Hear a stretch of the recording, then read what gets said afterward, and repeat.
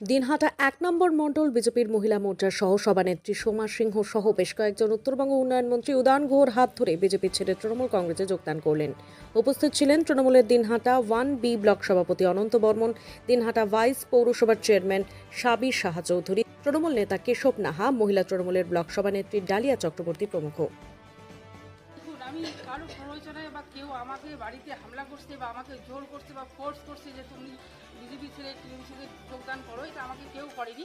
এটা আমরা মহিলারা আমাদের সিদ্ধান্ত আমরা নিয়েছি যে আমরা মহিলাদের হয়ে কাজ করতে চাই, মহিলাদের পাশে থাকতে চাই। তো যে দলে এসে আমরা মহিলাদের পাশে থেকে আর কি কাজ করতে পারবো, আমরা স্ব ইচ্ছায় আমরা আমাদের বিজেপি ছেড়ে আমরা টিএমসিতে আজকে যোগদান করলাম। আর আজকে থেকে আমাদের দল যেভাবে নির্দেশ দেবে, মন্ত্রী মহাশয় যেভাবে নির্দেশ দেবেন, ওনার গাইডলাইন দেখেই আমরা চলবো, ওইভাবেই কাজ করবো, এতটুকুই বলবো।